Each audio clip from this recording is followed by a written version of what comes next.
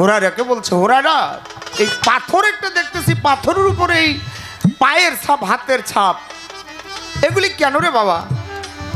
হুরায়রা ঘর থেকে বলে, ইয়া রাসূলুল্লাহ, আমি যখন ইবাদত করি, রাত্র অধিক যখন হয়, তখন আমি এই পাথরের উপরে বসে বসেই আমি ইবাদত করি, দাঁড়িয়ে কখনো, আবার বসে বসে, আবার সেজদায় পতিত হয়ে যাই।